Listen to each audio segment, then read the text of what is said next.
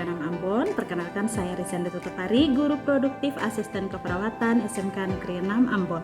Di saat ini saya akan memberikan materi tentang pencegahan COVID-19. Selamat menyaksikan.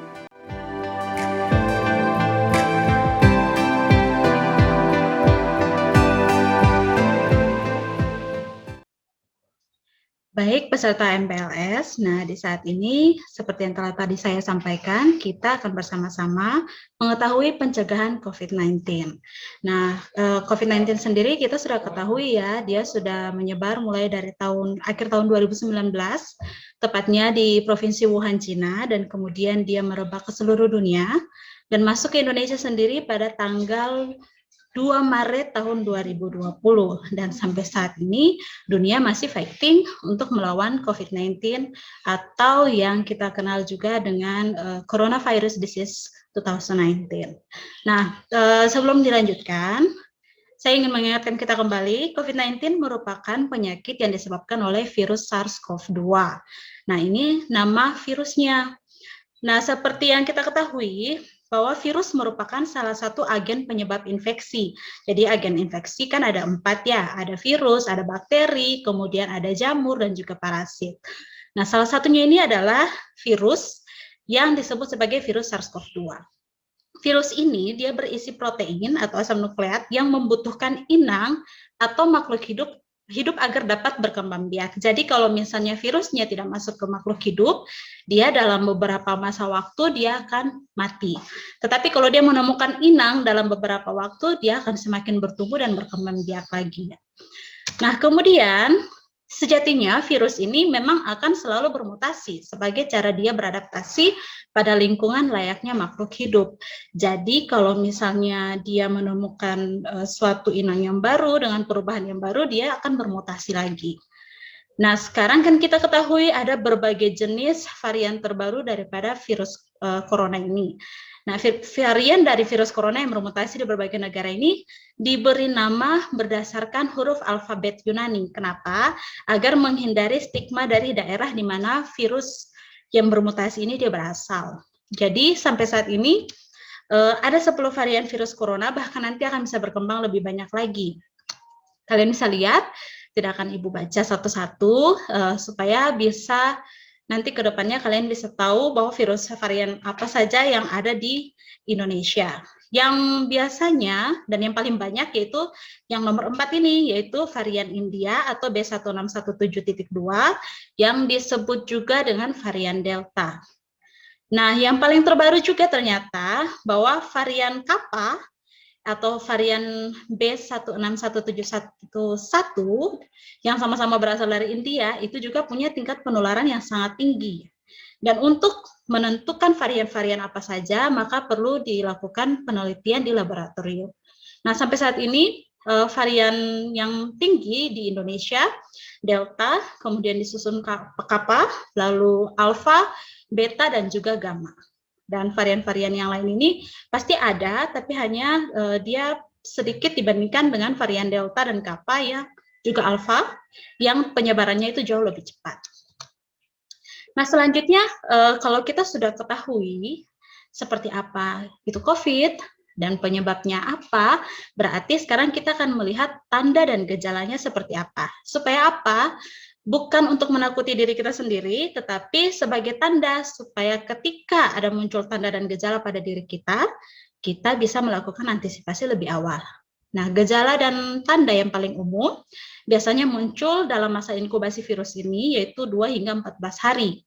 Kalau misalnya kondisi imun kita bagus, ya, tubuh kita bagus, berarti dia bisa tidak bergejala karena sistem imun melawan virus ini.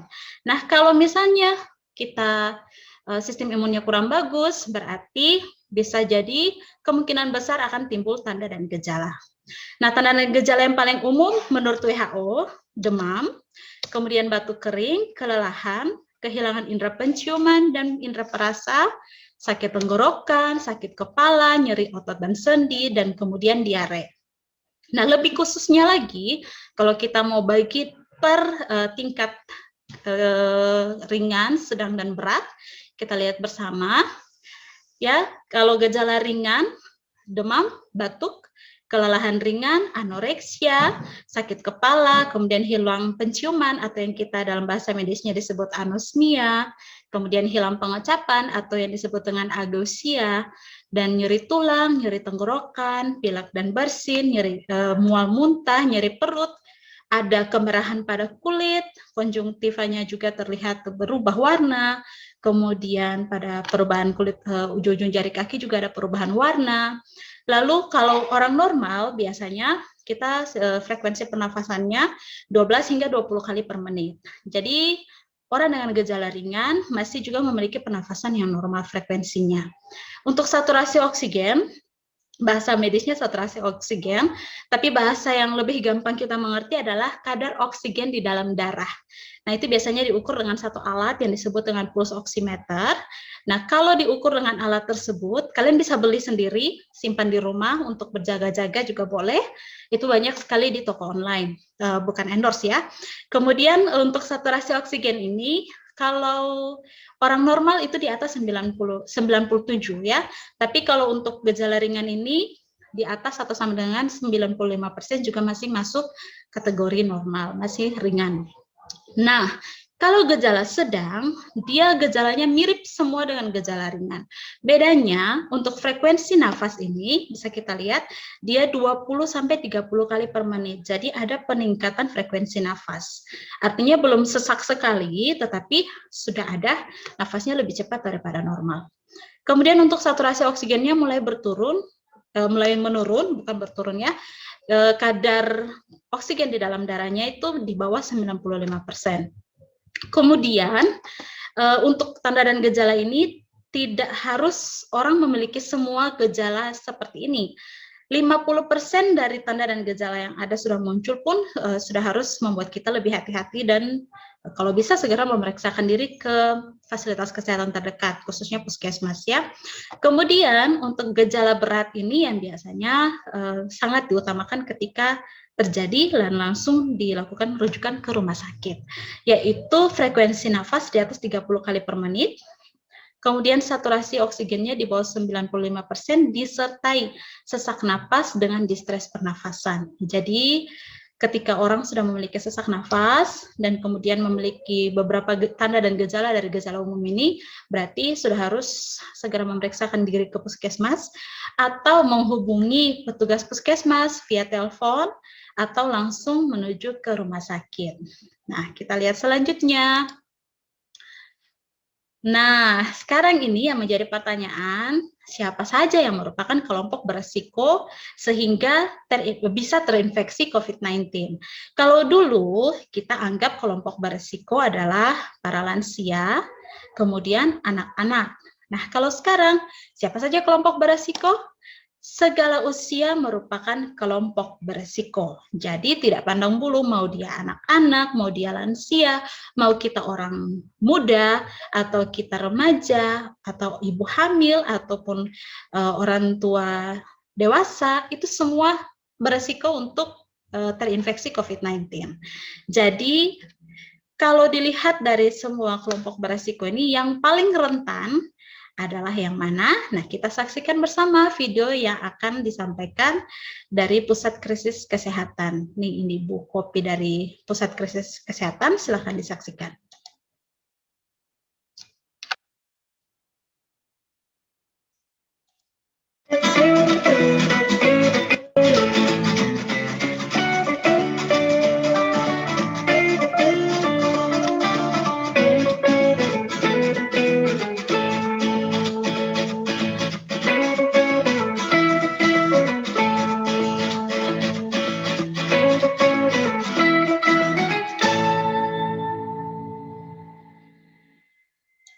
Oke, jadi tadi adalah kelompok yang paling rentan untuk terinfeksi COVID-19. Nah, kita kembali lagi nih.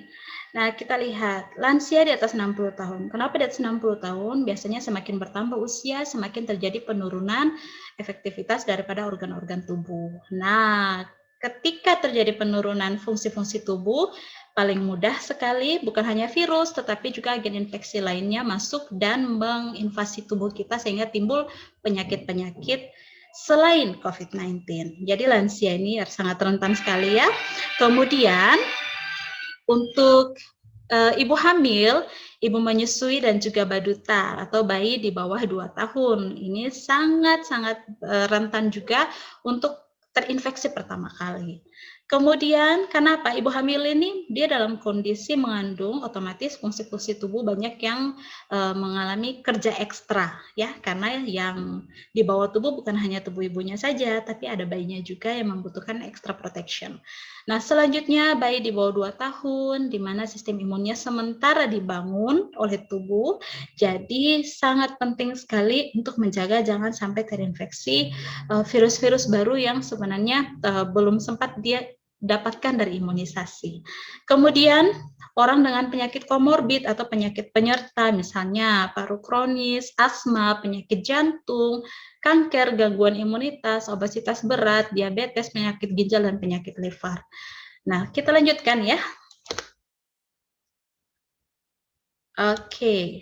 Nah, pada umumnya 80% dari penderita COVID-19 pada saat ini mengalami gejala ringan sampai sedang, dan 20% diantaranya mengalami gejala berat dan membutuhkan perawatan rumah sakit, bahkan terburuknya adalah meninggal dunia. Jadi tidak bisa kita anggap remeh penyakit ini, tidak bisa kita anggap remeh virus ini. Semua harus bekerja bersama-sama, saling mendukung semua sektor. Setiap orang harus bersama-sama saling support satu dengan yang lain, dalam artian saling menjaga kesehatan satu terhadap yang lain. Maskermu menjagamu, maskerku menjagaku. Gitu ya. Atau juga sekarang jadi maskerku menjagamu, maskermu menjagaku, seperti itu. Nah, kasus berat pada kematian meningkat biasanya pada orang dengan kondisi penyerta seperti yang tadi disampaikan. Jadi banyak sekali beredar berita yang mengatakan meninggalnya bukan karena COVID, meninggalnya karena memang dia ada asma, meninggalnya karena memang dia ada penyakit jantung, dia gagal ginjal dan sebagainya. Perlu diketahui untuk para peserta sekalian bahwa orang dengan penyakit komorbid atau penyakit penyerta ini memang sudah dalam kondisi sebenarnya berat. Nah, masuknya COVID ini dia semakin merusak dan semakin meningkatkan tingkat keberatan daripada penyakit tersebut. Jadi kalau misalnya dalam kondisi biasa, asmanya ini kadang kambuh, kadang tidak.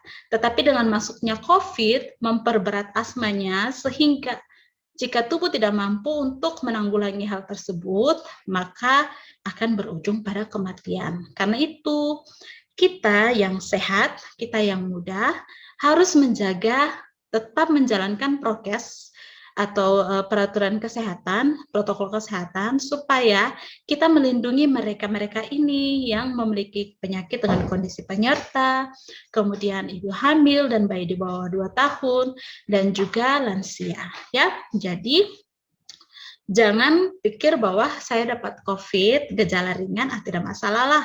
Saya bolehlah jalan-jalan, jangan seperti itu. Nah, kalau seperti itu kita hanya memikirkan diri kita sendiri. Kita tidak memikirkan orang tua kita tidak memikirkan orang tua lain di luar sana, atau bayi atau adik-adik yang masih kecil di luar sana ya. Jadi harus saling menjaga. Tidak hanya tugas para lansia atau para ibu hamil atau orang dengan penyakit penyerta ini untuk menggunakan masker dan menjaga diri dengan ketat. Tetapi kita juga harus menjaga dan melindungi mereka dengan cara menaati protokol kesehatan. Nah, selanjutnya, bagaimana sih cara penularan virus corona? Nah, kita sudah tahu ya, sudah 1 tahun lebih kita bersama-sama dengan virus corona, menjalani hidup bersama, tapi kita tidak mau menyatu ya dengan virus corona. Nah, cara penularannya ada 2, dan itu berlaku juga untuk seluruh agen infeksi. Yang pertama adalah dengan kontak langsung. Jadi misalnya nongkrong bareng teman-teman, ya kita duduknya nggak pakai jarak, tidak pakai jarak ya, duduknya berdekatan, kemudian kita ngobrol, tertawa. Mungkin salah satu dari antara teman kita ini ada yang membawa virus ya, menjadi carrier, membawa virus, dan kemudian dia bercerita, tertawa, dropletnya keluar. Nah, itu bisa misalnya langsung terhirup pada saat kita lagi cerita. Jadi pada saat dia batuk atau dia bersin, atau misalnya dia cerita, kemudian ada split-splitnya sedikit. Kalau orang Ambon bilang ada splenternya sedikit ya. Nah, itu kalau misalnya terhirup langsung atau masuk melalui mata, hidung, mulut, nah itu sangat berpotensi untuk menularkan virus corona. Nah, itu yang disebut dengan kontak langsung. Bagaimana dengan kontak tidak langsung? Kontak tidak langsung misalnya kita pakai door handle ya, pegangan pintu, kemudian peralatan makan, meja kursi tempat kita duduk, angkutan umum. Jadi melalui benda-benda mati atau melalui serangga atau melalui faktor-faktor lain ya. Jadi contohnya kita cerita tidak pakai masker atau kita sambil bicara-bicara terus kita batuk, kita tutup pakai tangan, tangannya tidak kita bersihkan dengan sabun atau tidak di hand sanitizer, kita pegang pegangan pintu atau kita pegang meja, kursi, dan kemudian dalam jangka waktu dekat orang lain juga menggunakan. Nah, seperti yang tadi Ibu sampaikan di awal bahwa dalam jangka waktu tertentu, jika virus memiliki masa hidup, jika dia tidak memiliki inang, maka dalam jangka waktu tertentu dia akan mati. Tetapi jika ada inangnya, jadi kalau misalnya pintunya itu sering dipakai keluar masuk orang, dan kemudian dalam beberapa menit orang lain lagi pegang pintunya, nah itu bisa sangat mungkin untuk terjadi penularan virus corona. Itulah kenapa kita sangat dianjurkan selalu untuk mencuci tangan dan atau menggunakan hand sanitizer agar setiap kali kita memegang benda-benda yang telah dipegang oleh orang lain, kita juga bisa melindungi diri kita jangan sampai virusnya itu masuk lewat perantara tidak langsung seperti ini. Nah, kita lanjutkan. Kemudian, nah ini ya teman-teman peserta MPLS, penegakan diagnosis COVID-19 itu hanya dapat dilakukan dengan didahului pemeriksaan berikut, yaitu dengan rapid test antibody, kemudian rapid test antigen, dan tes swab PCR. Nah, di awal-awal kita menggunakan rapid test antibody ini untuk screening awal, untuk mengetahui apakah orang ini ada infeksi di dalam tubuhnya atau tidak. IgG dan IgM ini yang menentukan infeksinya sudah lama atau infeksinya masih baru. Jadi rapid test ini tidak melihat bahwa itu ada virus, itu ada bakteri, atau itu ada apa. Tapi rapid test antibody ini hanya untuk mengecek respons sistem imun. Jadi kalau misalnya sistem antibody kita lagi meningkat, berarti oh ini sedang terjadi infeksi. Hanya saja infeksinya apa, itu penyebabnya apa, belum diketahui. Itu harus dilakukan pemeriksaan lebih lanjut. Selanjutnya dengan rapid test antigen, dia sudah lebih khusus untuk mengidentifikasi protein daripada virus SARS-CoV-2 ini. Ya, hanya saja menurut beberapa penelitian terbaru, dia kurang efektif dalam menemukan varian-varian baru ini, atau dalam hal ini varian Delta. Karena itu saat ini tes yang sangat dianjurkan dan masih sampai saat ini menjadi tes andalannya, yaitu tes swab PCR atau polymerase chain reaction, yang merupakan tes diagnostik untuk mendeteksi materi genetik dari virus SARS-CoV-2, dan ini yang paling ampuh dalam mendeteksi virus corona ini dalam tubuh seseorang. Caranya sama, memasukkan seperti cotton bud begitu, tapi panjang, diperiksa melalui lubang hidung atau melalui tenggorokan, langsung diambil sampelnya, ya. Jadi jangan khawatir atau jangan takut merasa seperti kalau saya dites swab pasti saya dipositifkan atau saya di-COVID-kan. Nah, itu adalah pemikiran yang sangat salah.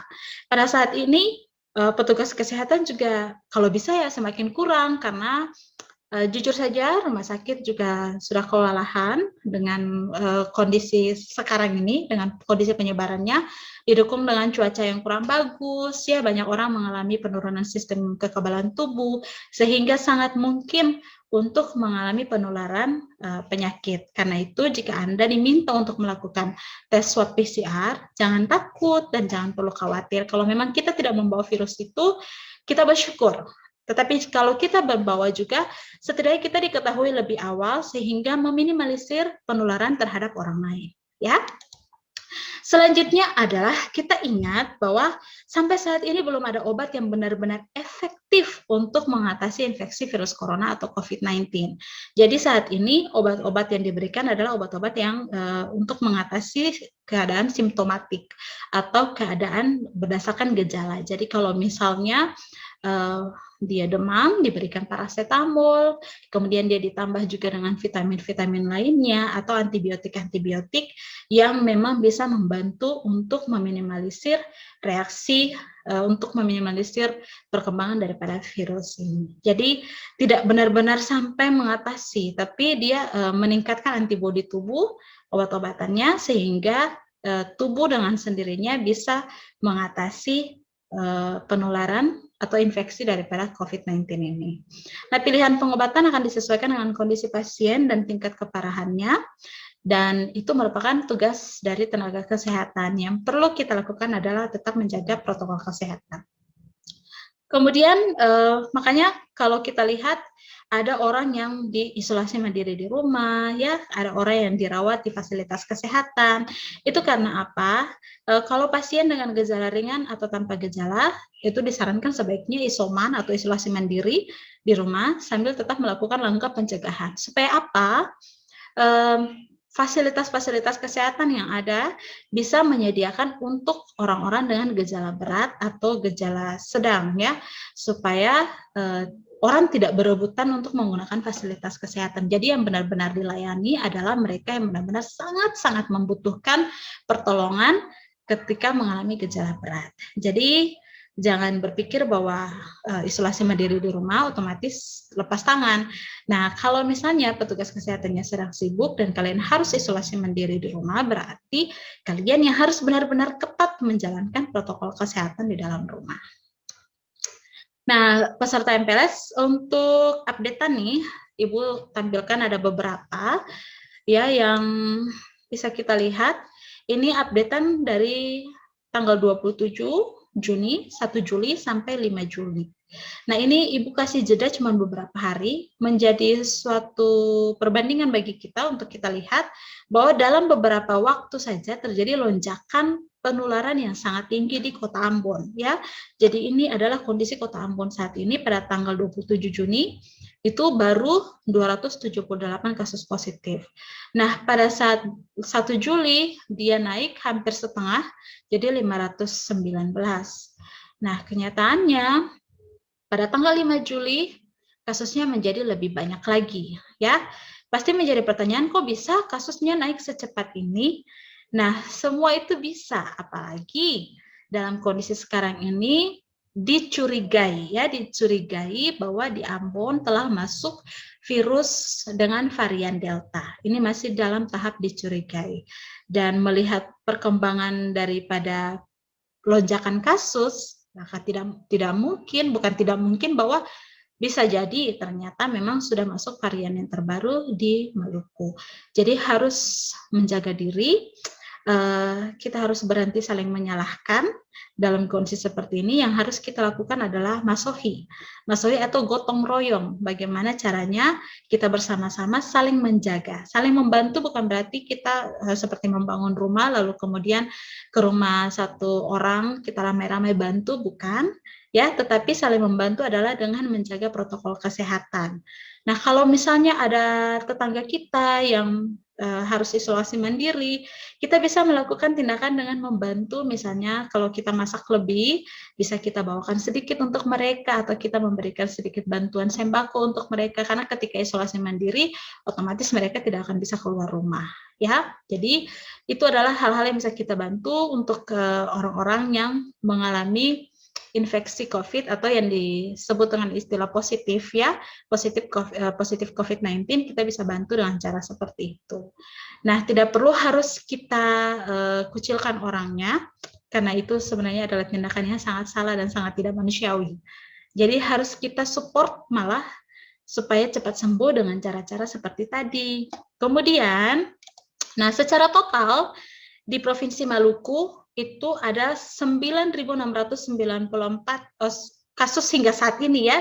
Di dalam dari periode tahun Maret 2020 hingga saat ini total kasus sudah 9.000 lebih, di mana peningkatan dari tanggal 4 Juli sampai ke tanggal 5 Juli itu ada peningkatan sebanyak 349 kasus se-Maluku, dan kemudian meninggal 3 orang. Yang sembuh juga semakin banyak.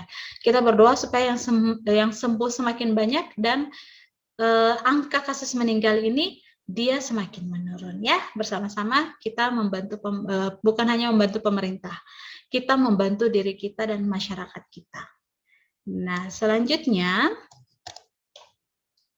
pencegahan ya. Jadi kalau kita tadi sudah lihat pengobatan, tanda dan gejala, maka selalu kita diajarkan dari dulu bahwa mencegah lebih baik daripada mengobati. Kenapa? Mencegah lebih murah. Kalau mengobati lebih mahal. Kita merasa mengeluarkan uang untuk mencegah itu sesuatu yang sangat boros, dan merasa mengeluarkan uang untuk mengobati adalah suatu hal yang biasa. Padahal kalau dari awal bisa dicegah, kenapa harus mengobati, ya kan? Nah, pencegahan merupakan langkah paling gampang, tidak merusak tubuh dan juga aman. Bagaimana cara pencegahannya? Selalu gunakan masker. Menggunakan masker selalu ketika bepergian keluar rumah. Nah, sekarang lebih dianjurkan karena tingginya kasus lonjakan kasus, kemudian tingginya tingkat penularan, maka sekarang disarankan kalau bisa menggunakan 2 lapis masker. 2 lapis masker di sini bukan masker medis dua-duanya, karena takutnya nanti malah membuat kita sesak napas. Jadi dalamnya pakai masker medis, luarnya boleh pakai masker kain. Ya, kemudian kalau sudah pakai masker yang N95 berarti hanya menggunakan 1 lapis. Nah, jadi ada beda ya, beda-beda jenis masker, ada N95, ada KN95, ada KF94, ada yang model duckbill dan sebagainya. Nah, gunakan yang benar-benar membuat kalian nyaman, bukan hanya untuk fashion, dan membuat kalian nyaman dan juga sangat melindungi diri kalian ya. Kemudian menjaga jarak aman dengan orang lain dan tetap menggunakan masker. Jangan pikir karena ini teman, jadi kita boleh buka masker saja, tidak boleh. Jadi harus benar-benar menjaga diri. Kecuali kalau misalnya contoh ya, kalau di rumahnya ibu, kita kalau ada yang swab, karena kebetulan di rumah ibu kita petugas kesehatan ada beberapa, dan kalau misalnya swab berarti yang sambil menunggu hasil swab keluar, yang sedang menjalani swab ini, dia akan menggunakan masker sampai hasil swabnya keluar. Bahkan di dalam rumah, bahkan tidur pun menggunakan masker. Nah, itu kalau di rumahnya ibu. Ini bukan suatu ketakutan atau parno, tetapi ini untuk menjaga, karena di rumah ada lansia, ada orang tua, kemudian ada ibu hamil. Karena itu harus menjaga, jangan sampai kita sendiri menyesal karena sudah membawa pulang virus yang tidak kita lihat. Ya, kemudian mencuci tangan menggunakan sabun dan air mengalir, atau jika dalam keadaan terdesak tidak bisa menemukan sabun dan air mengalir, kita bisa menggunakan hand sanitizer. Karena itu hand sanitizer dan masker sudah merupakan barang yang wajib dibawa kemanapun kita pergi. Selanjutnya adalah menghindari kerumunan sekalipun telah menggunakan masker, ya. Jadi sekalipun sudah menggunakan masker, kita tetap harus menghindari kerumunan. Supaya apa? Kita tidak tahu di antara sekian kita yang menggunakan masker ini, apakah ada yang sering membukanya, ya. Jadi kita saling menjaga satu dengan yang lain. Kemudian konsumsi makanan bergizi dan jaga imun tubuh itu hal yang paling penting, apalagi di dalam kondisi cuaca yang tidak menentu. Selama beberapa hari ini hujan dan susah sekali untuk kita mendapatkan sinar matahari langsung yang bisa kita gunakan untuk membunuh virus-virus di permukaan tubuh kita, membunuh bukan hanya virus tapi bakteri dan juga agen infeksi lainnya. Karena itu harus konsumsi makanan bergizi dan jaga imun tubuh kita. Rajin olahraga juga di rumah, olahraganya tidak perlu harus ke gym ya, atau kita olahraga kita senang saja di rumah, yang penting kita berkeringat dalam artian kita menggerakkan anggota-anggota tubuh kita dan dengan menjaga kondisi fisik. Dan yang pasti rileks ya, harus rileks seperti Oma di sini supaya pikiran itu tenang. Pikiran yang tenang, hati yang gembira pasti meningkatkan imun tubuh. Itu sudah pasti. Jadi kalau ada pasien terinfeksi, kita juga harus menjaga mereka supaya mereka tenang dan bahagia. Kita support mereka dengan kata-kata positif dan tindakan-tindakan yang baik. Selanjutnya adalah segera lakukan vaksinasi untuk meminimalisir risiko infeksi. Nah, yang saat ini digunakan di Ambon adalah vaksin Sinovac atau CoronaVac dan AstraZeneca yang sudah diberi izin oleh WHO dan juga Badan Pengawasan Obat dan Makanan. Ya, jadi kalian tidak perlu khawatir. Nanti ke depannya akan ada vaksin untuk usia 12 hingga 17 tahun. Jadi sampai saat ini yang bisa vaksin hanya untuk 18 tahun ke atas. sampai batas usia 63 tahun, ya. Kalau salah mohon dikoreksi ya. Nah, jadi kalau kedepannya sudah dibuka vaksin untuk 12 sampai 17 tahun, Ibu harapkan kita semua beramai-ramai untuk memanfaatkan momen yang ada untuk lakukan vaksinasi. Nah, kenapa orang berkata seperti ini? Ada yang sudah vaksin tapi masih terinfeksi COVID, misalnya seperti itu ya. Untuk peserta MPLS ketahui, kita mendapatkan vaksin, otomatis tubuh kita baru membangun kekebalan dengan cara mengenali virus yang sudah mati ini. Dia masuk dan kemudian ke dalam tubuh dan antibodi mengenalnya. Sehingga antibodi kita ini luar biasa, Tuhan ciptakan.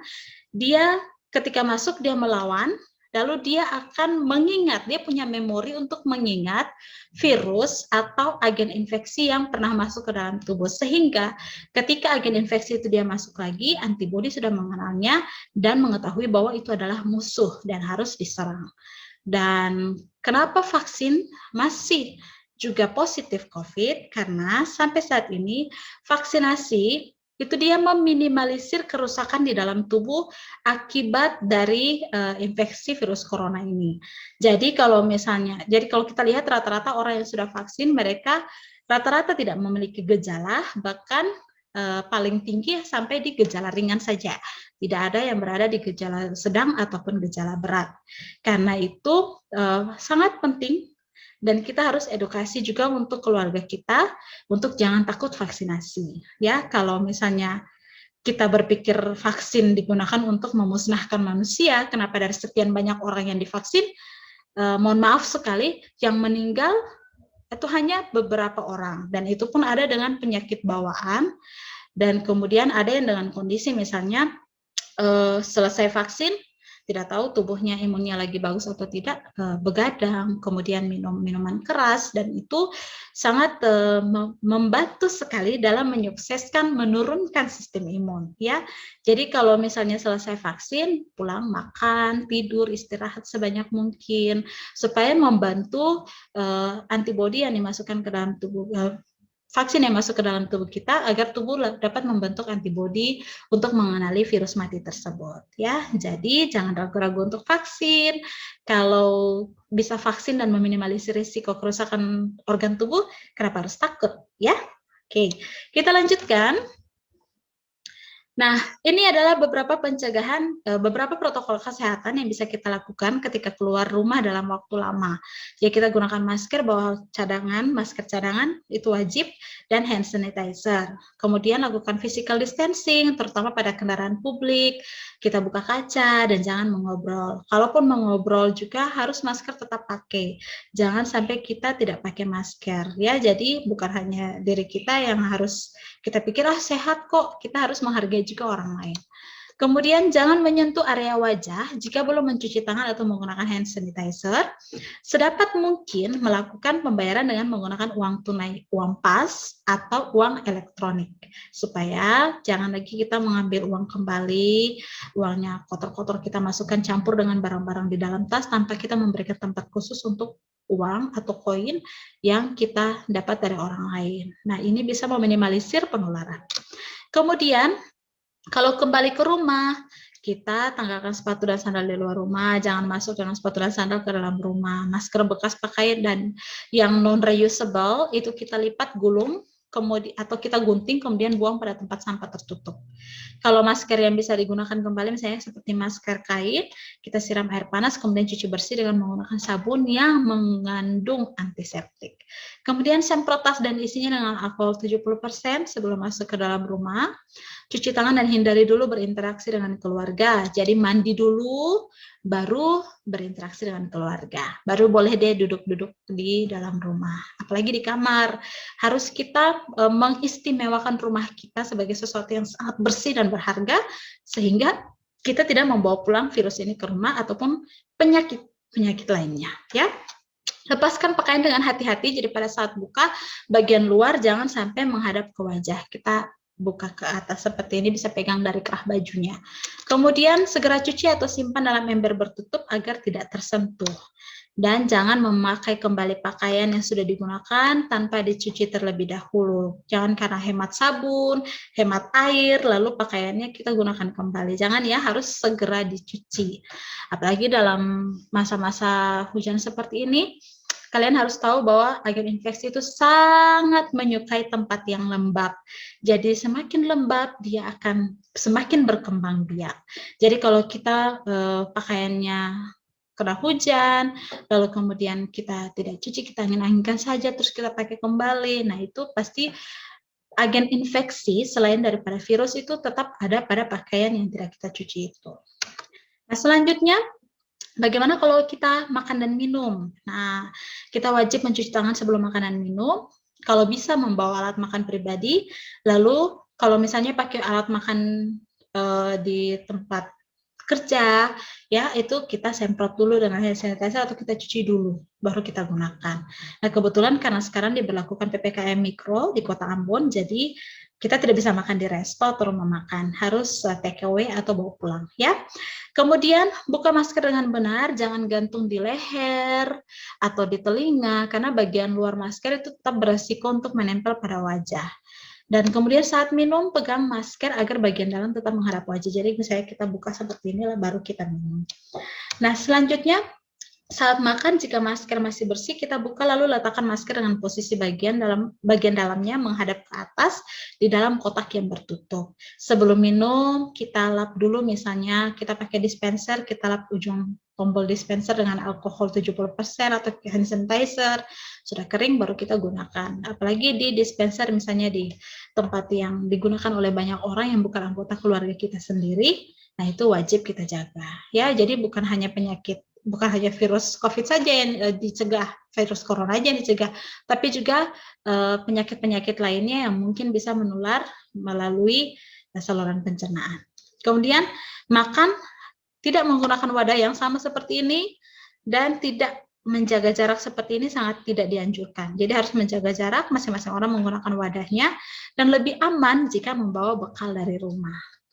Nah, selanjutnya, bagaimana cara mencuci tangan yang baik dan benar? Semua orang bisa cuci tangan, semua orang bisa menggunakan hand sanitizer. Tetapi bagaimana caranya yang baik dan benar menurut WHO agar seluruh bagian tangan kita ini bisa terlindungi, bisa kuman penyakitnya bisa tereliminasi ketika melakukan cuci tangan. Kita akan lihat bersama dari video yang Ibu kutip dari Rumah Sakit Bethsaida. Welcome to Bethsaida Hospital.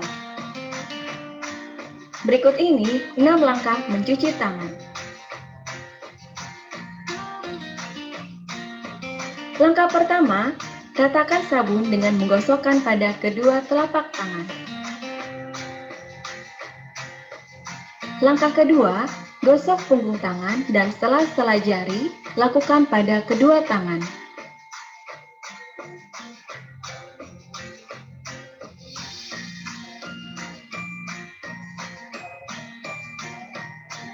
Langkah ketiga, gosok kedua telapak dan sela-sela jari kedua tangan. Langkah keempat, gosok punggung jari kedua tangan dengan posisi tangan saling mengunci. Langkah kelima, gosok ibu jari kiri dengan diputar dalam genggaman tangan kanan.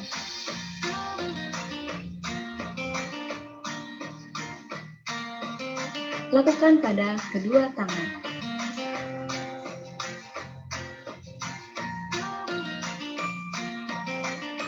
Langkah keenam, usapkan ujung kuku tangan kanan dengan diputar di telapak tangan kiri. Lakukan pada kedua tangan.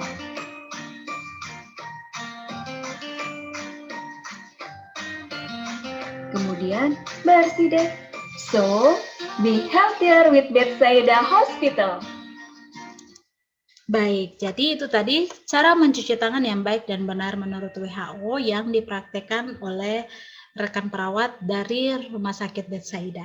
Nah, jadi kalau kalian semua sudah tahu cara mencuci tangan yang baik dan benar, harus diterapkan. Jangan mencuci tangan asal-asalan, karena bisa saja kumannya tertinggal di ujung kuku atau dimanapun yang bukan saja menyebarkan virus corona, tetapi bisa saja menyebabkan menularkan ya penyakit agen infeksi lain, contoh diare, penyebab diare dan sebagainya ya. Jadi harus menjaga kesehatan tubuh sendiri supaya tubuh sehat, tubuh kuat, bisa melakukan kegiatan dengan lancar tanpa ada hambatan.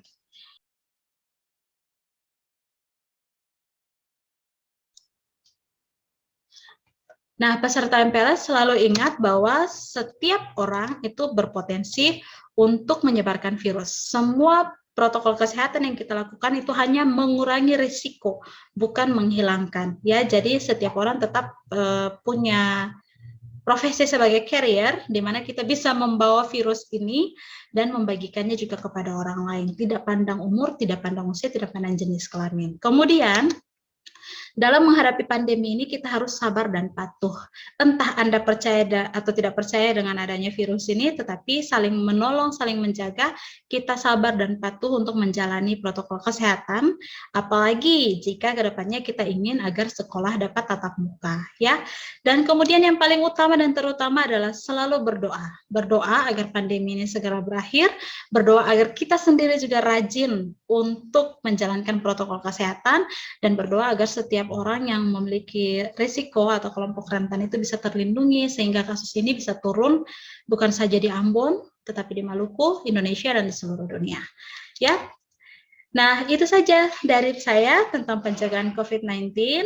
Terima kasih kalian sudah menyaksikan informasi tentang COVID-19 di hari ini. Kita harus menjaga diri tetap sehat, tetap menjaga diri juga untuk mengkonsumsi makanan bergizi dan kemudian istirahat yang cukup. Jangan lupa hati yang gembira adalah obat, jadi harus menjaga kondisi hati tetap bergembira. Sekian, terima kasih, sampai jumpa di waktu-waktu yang mendatang.